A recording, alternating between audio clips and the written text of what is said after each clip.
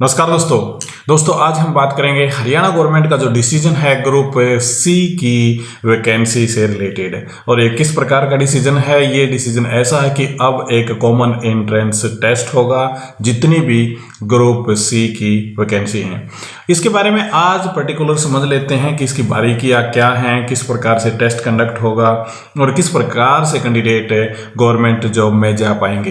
परंतु दोस्तों इसको समझने से पहले मैं आपसे रिक्वेस्ट करूंगा कि पिछले 1-2 महीने में मैं थोड़ा सा इनएक्टिव भी रहा हूं यूट्यूब के ऊपर, और जो हमारी रफ्तार होनी चाहिए थी यूट्यूब पे सब्सक्राइबर की वो काफ़ी धीमी हो गई है इस पीरियड के दौरान। तो मैं आपसे रिक्वेस्ट करूंगा कि आप हमारे चैनल को सब्सक्राइब जरूर कर लें। और दोस्तों जो बाकी की बारीकियां हैं, जैसे मैं बात कर रहा था ग्रुप सी से रिलेटेड जो CET की हैं, आइए इसकी बारीकियों को ध्यान से समझ लेते हैं।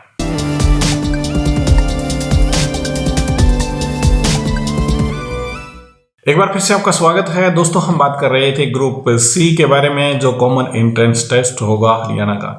देखिए कई हमारे दोस्त ऐसे सोचते होंगे कि गवर्नमेंट ऑफ हरियाणा ने एकदम ये डिसीजन ले लिया, परंतु मैं आपको बताना चाहता हूँ कि डिसीजन अभी यानी कि तुरंत का फाइनल किया हुआ नहीं है। आप एक न्यूज़पेपर की कटिंग को देखिए, ये 25 जून 2020 की है जब हरियाणा गवर्नमेंट इसके बारे में डिस्कस कर रही थी और हरियाणा गवर्नमेंट फैसला लेने की कोशिश कर रही थी कि हम ग्रुप सी के लिए एक कॉमन एंट्रेंस लेके आएंगे।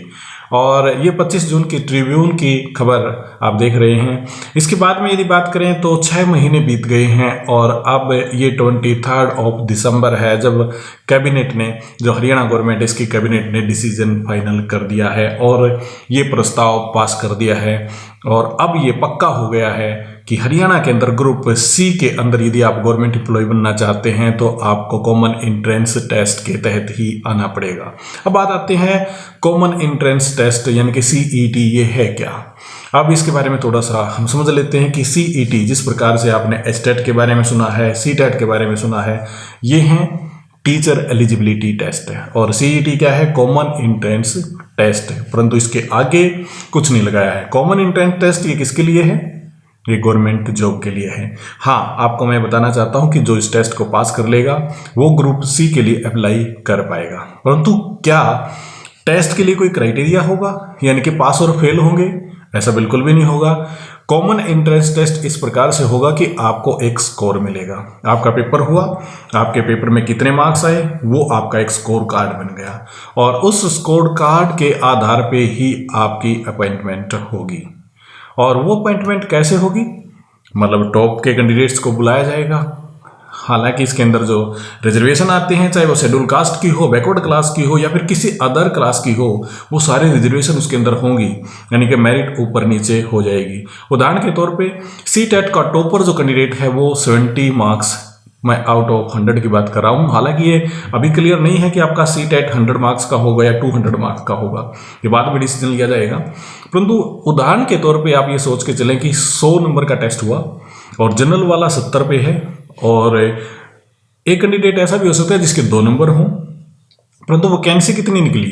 वैकेंसी मान के चलो कि 100 ही वैकेंसी निकली हैं, तो हो सकता है कि जनरल की कट ऑफ 60 to 70 पे रह जाए, परंतु बैकवर्ड क्लास की थोड़ी सी नीचे चली जाएगी यानी 60 to 55 तक रह सकती है। बाकी और जैसे एक्स सर्विस मैन हैं उनकी अलग अलग कैटेगरी के अंदर अलग अलग उनकी मेरिट लिस्ट जाएगी। परंतु उनके लिए क्या, जो कैंडिडेट जिनका मेरिट लेवल यानी कि स्कोर लेवल है CET का वो काफ़ी खराब आ गया, गवर्नमेंट ऑफ हरियाणा ने, कैबिनेट ने जो डिसीजन लिया है इसके अंदर ये बात भी क्लियर की गई है कि ये CET टेस्ट हर साल होगा।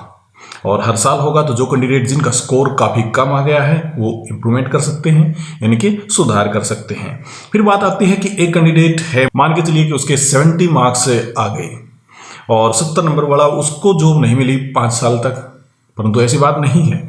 हरियाणा गवर्नमेंट क्या कहती है कि 3 साल तक ये वैलिड होगा। अब ये वैलिड 3 साल तक होगा तो यानी कि 3 साल तक जो टॉपर है यानी कि टॉप के जो कैंडिडेट हैं या तो एडजस्ट हो जाते हैं या तो फिट हो जाते हैं, अन्यथा उनको दोबारा से CET को दोबारा पास करना पड़ेगा और फिर वो ग्रुप सी की पोस्ट के लिए अप्लाई कर पाएंगे। मतलब कहने का ये है कि CET की जो वैलिडिटी है ये सिर्फ 3 साल की है और 3 साल के दौरान ही आपको गवर्नमेंट जॉब मिल जाती है तो ठीक है, अन्यथा आपको दोबारा से CET को पास करना पड़ेगा। और इससे आगे मैं एक स्टेप और बता देता हूँ कि ये CET टेस्ट जो होगा ये किस किस एरिया में होगा, ग्रुप सी पोस्ट कौन कौन सी हैं। देखिए फिलहाल गवर्नमेंट ने डिसीजन लिया है कि ये 4 डिपार्टमेंट इसके अंदर कवर किए जाएंगे, और वो कौन से हैं, जैसे कि क्लरिकल डिपार्टमेंट आता है, उसके बाद में स्टेनोग्राफ आता है, जूनियर स्टेनोग्राफ आता है और अकाउंटेंट आता है। ये 4 डिपार्टमेंट आप इसको कहें या 4 टाइप की वैकेंसी आप इसको कहें, ये इसके अंदर फिट की जाएंगी सीईटी के अंदर, और ये चारों का ही कॉमन मेरिट बनेगी। अब बहुत सारी पोस्ट और भी हैं जो ग्रुप सी के अंदर आती हैं। उदाहरण के तौर पे यदि बात की जाए टीचर की, मैं बात करूं जेबीटी लेवल पे, जिसको DELED के नाम से जब भी जानते हैं, या फिर मास्टर लेवल पे भी बात की जाए, या फिर जिसको हम PRT और TCT के तौर पे जानते हैं, ये भी ग्रुप सी के अंदर आते हैं, परंतु इनके लिए नहीं है।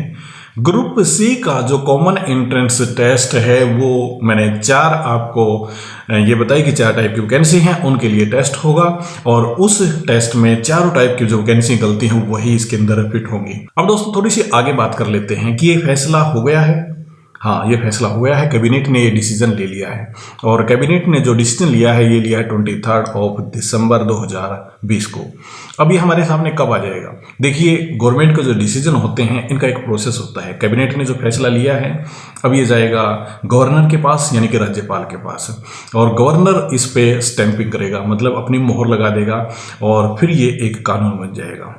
और जैसे ये कानून बनेगा उसके बाद में चीफ सेक्रेटरी ऑफ हरियाणा इसके लिए एक कॉमन लेटर जारी करेगा, और सभी डिपार्टमेंट्स के लिए, और जैसे ये लेटर जारी हो जाएगा तो उसके बाद में ये प्लानिंग शुरू हो जाएगी। अब बात ये आती है कि इस CET को कौन लेगा, यानी कॉमन एंट्रेंस टेस्ट जो होगा इसको लेगा कौन? क्या भिवानी बोर्ड लेगा, जिस प्रकार से एस्टेट है वो भिवानी बोर्ड लेता है, या फिर HSSC लेगी, यानी कि हरियाणा स्टाफ सिलेक्शन कमीशन लेगा? इसके बारे में अभी डिसीजन फाइनल नहीं हुआ है। जहां तक उम्मीद है कि CET को कौन लेगा, मुझे लगता है कि ये भिवानी बोर्ड के ऊपर ही छोड़ा जाएगा, और भिवानी बोर्ड ही इसको कंडक्ट करवाएगा, क्योंकि जिस प्रकार से हम बात कर रहे हैं एचटेट की, काफ़ी शानदार तरीके से एचटेट को फाइनलाइज करता है हरियाणा बोर्ड जो भिवानी के अंदर लोकेटेड है, और मुझे लगता है कि शायद CET टेस्ट भी भिवानी बोर्ड ही कंडक्ट करवा पाएगा। परंतु बाकी पता तो समय के साथ चलेगा दोस्तों कि इसको भिवानी बोर्ड कंडक्ट करवाता है, या फिर कोई और नई रिक्रूटमेंट एजेंसी गवर्नमेंट लेके आती है, या फिर हरियाणा स्टाफ सिलेक्शन कमीशन इसको आगे गो थ्रू करेगा, यानी कि इसको प्रोसेस में आगे डाल पाएगा। परंतु ये बात बिल्कुल सही है कि ये डिसीजन हो चुका है, और अब हमारे सामने जो 2021 के अंदर ग्रुप सी की वैकेंसी शायद आएंगी, ये इस कॉमन एंट्रेंस टेस्ट के बाद आएंगी। जो हमारे दोस्त वेट कर रहे थे कि अभी वैकेंसी निकलने वाली हैं, तो फिलहाल आप शायद इसमें ठहराव है, आप वेट कीजिएगा। गवर्नमेंट ने ताज़ा डिसीजन लिया है, और इस डिसीजन को इम्प्लीमेंट करने के लिए सबसे पहले ये एक ऑर्डर जारी होगा। ऑर्डर जारी होने के बाद ये रिक्रूटमेंट टेस्ट है जो, यानी कॉमन एंट्रेंस टेस्ट है, ये किसके पाले में जाएगा, फिर उस एजेंसी को डिसीजन लेना पड़ेगा, फिर वो टेस्ट कराएगी, और टेस्ट करवाने के बाद में वैकेंसी आएंगी, और तब आपकी रिक्रूटमेंट होगी, यदि आप अभी क्लरिकल या स्टेनोग्राफ के लिए या अकाउंटेंट के लिए वेट कर रहे हैं हरियाणा के अंदर। तो दोस्तों ये था आज का टॉपिक और कंटेंट। उम्मीद करता हूँ ये आपको पसंद आया होगा। हमारी वीडियो को देखने के लिए बहुत बहुत आपका धन्यवाद। हमारे चैनल को सब्सक्राइब आप जरूर कीजिएगा, और इसी के साथ में हमारे वीडियो को शेयर और लाइक भी कीजिएगा। बहुत बहुत आपका धन्यवाद।